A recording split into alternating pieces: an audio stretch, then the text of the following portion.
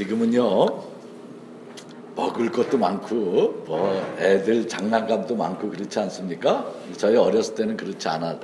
제가 어렸을 때. 그래서 어린 시절에는요 예수 믿는 사람이나 어린이나 평소에 교회 다니는 아이나 그렇지 않은 사람이나 성탄절이 되면 다 어디 갑니까?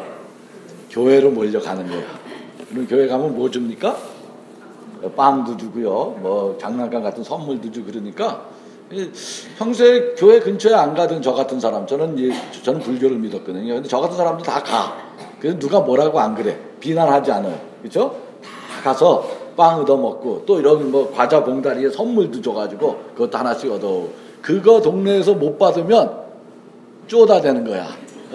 너 멍청하게 그런 것도 못하냐? 교회에 다니는 거 가서 그거 성탄절이면 그거 하나 얻어오는 재미에 교회에 가는 거죠. 그래서 대한민국 사람은요 성경의 다른 이야기는 잘 몰라도 교회 다니는 사람이나 안 다니는 사람이나 성탄 이야기는 다 잘 알아.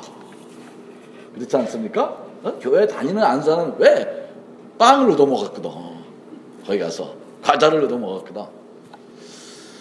그 생각이 가끔 나요. 성탄절이 되면 그때 나는 예수를 안 믿었는데 빵을 얻어먹었구나. 그래서요 우리가 성탄 이야기에 참 익숙해져 있어. 누구나 말구이에 오셨다, 무슨 천사가 나타났다, 이런 이야기 우리 모르는 사람이 없어. 근데 여기에 약간의 함정이 있어요. 그 함정이 뭐냐 하면 오늘 성탄이 전하는 이야기는 사실은 매우 이상한 이야기예요.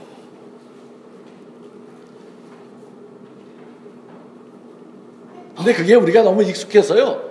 익숙한 건 이상하게 안 느껴지잖아요. 늘 그러려니 그런 이야기 같거니 하는 우리가 그 익숙한 이야기로 듣지 이상한 이야기로 듣지 못한다는 거예요. 제가 늘 말씀드립니다만 성탄절에 우리가 성경을 읽거나 성서에 대해서 묵상을 할 때 가장 먼저 해야 하는 일은 뭐냐면 내 머릿속에서 성탄의 이야기의 기억을 지우는 거예요. 내가 아무것도 몰라. 난 성탄절에 대해서 한 번도 들어본 적이 없어. 그렇게 내 머리 구조를 바꾸어 보려고 노력해 보는 거예요. 나는 아는 바가 전혀 없다. 나는 한 번도 성탄 이야기를 들어본 적이 없다. 그런 마음으로 처음 접하는 이야기로 이 이야기를 접해야 이 이야기의 맛이 제대로 전하려는 그 뜻이 우리에게 전달되는 것이에요. 사실은요, 이 이야기는 처음 전해질 때부터, 그러니까 요즘 영화 제목을 빌려서하면 원초적으로 이상한 이야기. 원초적으로 이상한 이야기예요. 제 말이 아니에요. 18절에 뭐라고 되어 있습니까? 그 이야기를 들은 사람들은 그 이야기에 대해서 이상히 여겼다. 이렇게 되어 있잖아요. 18절에 성서가 아예 그렇게 적혀놨어. 딱 아예 대문의 제목으로 이 이야기는 이상한 이야기입니다. 이렇게 안내판을 붙여놨는데도 불구하고 우리는 이상한 이야기로 안 읽는단 말이에요. 당연한 이야기를 자꾸 읽는단 말이에요. 그 시대 사람한테만 이상한 게 아니에요. 모든 사람들에게 이상한 거예요. 이 이상한 이야기를 이상하게 여길 줄 모르면 우리는 성서가 전하는 성탄 이야기의 본질, 그 초점을 다 놓쳐버리는 거예요. 여러분, 그렇게 보니까 여기서 이상한 이야기가 좀 보이십니까? 이상한 것들이? 하나도 이상하지 않은 표정으로 지시면 곤란한데, 여러분, 이상한 이야기예요. 먼저 천사가 전해준 소식 이상해요. 진짜 이거 이상한 정도가 아니에요. 이건 사실 수상하고 불온해. 뭐라고 전합니까? 나는 온 백성에게 미칠 큰 기쁨이 될 온 백성에게 큰 기쁨이 될 소식을 너희에게 전하여 준다. 자, 이거 읽어봐야 돼. 한 목소리로. 이게 나는 온 백성에게 큰 기쁨이 될 소식을 너희에게 전하여 준다. 여러분, 세상에 이런 소식이 있습니까? 한번 생각해 보세요. 세상에 이런 소식이 있어요? 온 백성에게 미칠 큰 기쁨의 소식. 이 세상에 이런 소식은 없는 거예요. 이런 소식 없어요. 어떤 기쁜 소식은 한편이 기쁘면 다른 한편은 슬플 수밖에 없는 것이 세상의 원리이기 때문에 그래요. 우리는 우리나라가 월드컵에서 우승했다. 일본이랑 결승전에 붙어서 우승했다. 그러면 우리는 온 백성이 기뻐하겠죠? 일본 사람은 어떻게 하겠어요? 땅을 치며 한국한테 지다니. 그럴 거 아니에요? 우리한테 기쁜 소식은 다른 사람에게는 슬픈 소식이 되는 것이 세상의 원리라는 거예요. 우리가 지난주에 헌전사상 처음으로 통합진보당 해산 소식이 전해졌습니다만, 자유민주주의의 승리라고 하는 사람이 있고 민주주의의 사망이라고 하는 사람이 있어요. 세상의 모든 소식은 그런 것이에요. 한편이 기쁘고 한편은 슬프고. 우리가 사는 세상은 왜 그렇습니까? 왜 그래요? 다 기쁘면 좋겠는데 왜 그렇습니까? 세상이 분열되어 있기 때문에 그런 거예요. 도대체 어떻게 온 세상에 미칠 큰 기쁨의 소식이 가능하겠냐? 천사한테 손 들고 물어봐야 돼요. 사실은 천사가 그런 소식을 전해주면, 천사님 질문 있습니다. 어떻게 그런 일이 가능하겠습니까?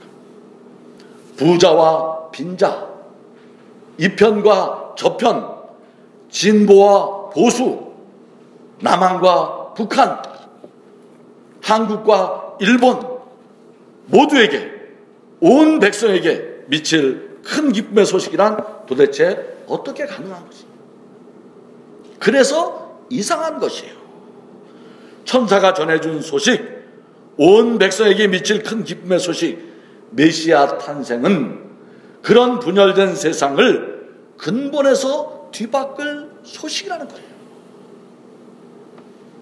이제 이 이야기로부터 이 분열되고 갈등하는 이 역사는 그 근본이 뒤바뀌어 새로운 화해와 치유의 역사가 시작된다는 것이죠. 우리는 진정 이 새로운 화해의 역사가 열리고 있다는 소식을 듣고 있습니까? 이 아기 예수로부터 더 이상 나와 다른 너를 몰아내고 추방하고 짓밟아내고 무시하고 쫓아내고 격리하고 배제함으로써 내가 살 수 있다는, 그래야 내가 온전해질 수 있다는 이 어리석은 배제의 논리를 딛고 서로 용납하고 서로 인정하고 화해하고 용서하는 그런 새 역사를 맞이할 준비가 되었냐고 우리에게 이 이상한 소식은 묻고 있는 것이에요. 다름을 인정해라. 소수자를, 연약한 사람을 존중해라. 하늘 천사의 소식이 외치고 있지 않습니까? 그런데 더 이상한 것은 그 메시아, 분열되고 갈등하는 이 역사를 그 근본에서 구해낼 그 위대한 메시아가 어떻게 오십니까?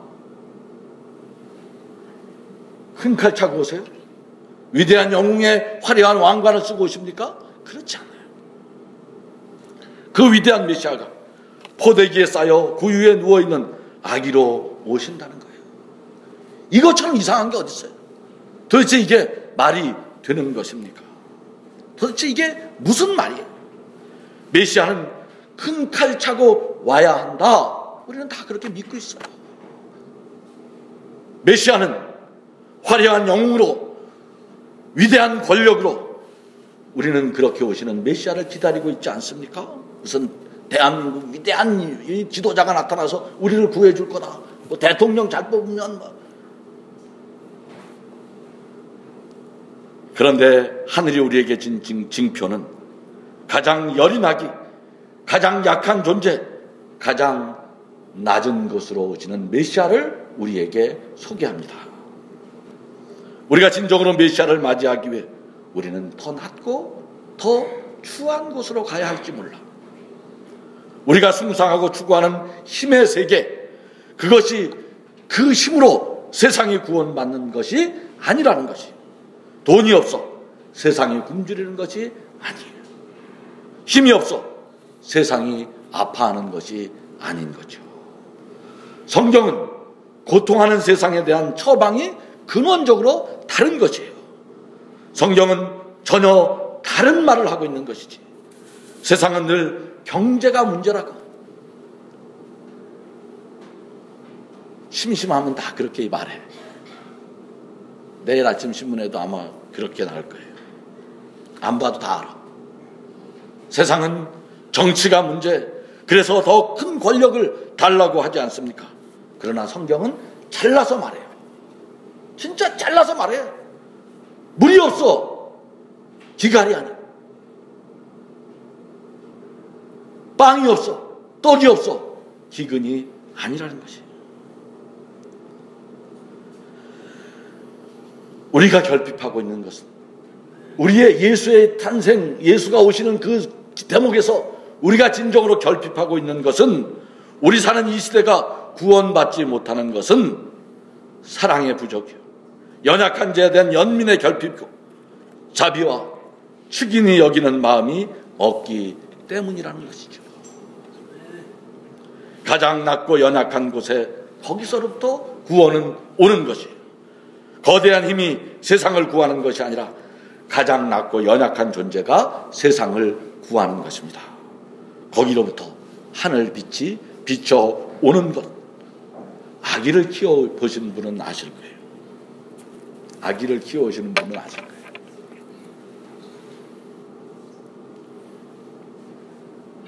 저는 10년 만에 새끼를 하나 얻었어요. 결혼해갖고 10년 만에. 근데 그 놈이 그 10년 만에 태어난 새끼라는 게 2.0kg 태어나갖고 또 하루 지나니까 수분이 다 빠져갖고 1.9kg 돼서 의사가 막 고민하더니 2.0 될 때 인큐베이터에 넣을까 말까 막 고민하더니 1.9 되니까 인큐베이터에 넣어야 된대. 그게 22년 전 오늘이야, 오늘.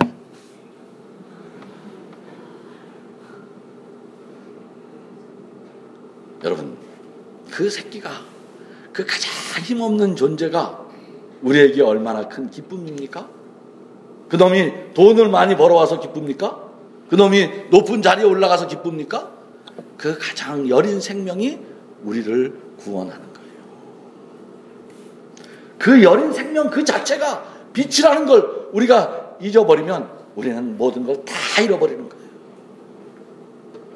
그런데 우리는 지금 그 빛을 잃어버리고 있는 중이에요. 우리가 사는 이 현대 문명이라는 것, 오늘 몸담고 살아가고 있는 이 현대 사회라는 것은 모두가 크고 화려한 것에 눈이 멀어버려서 위대한 군사력이, 어떤 천재적 정치가가, 대박난 위대한 기업인이 세상을 구원할 것이라는 거짓 신화에 우리의 모든 영혼을 팔아버리고 있는 중이지. 너희는 한 갓난아이가 포대기에 쌓여 구유에 누워있는 것을 볼 터인데 이것이 너희에게 주는 표징이다. 12절 기가 막힌 말 아니에요?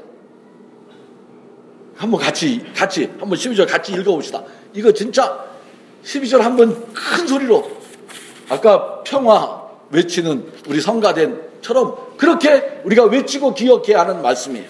자, 한번 같이 읽어봅시다. 너희는 한 갓난아기가 포대기에 쌓여 구유에 누워있는 것을 볼 터인데 이것이 너희에게 주는 표징이다. 표징이 보이십니까? 표징이 눈에 보이십니까? 하나님이 우리에게 주신 그 신기한 표징이, 그 이상한 표징이 눈에 보이시냐? 이상한 이야기는 계속되는 거죠.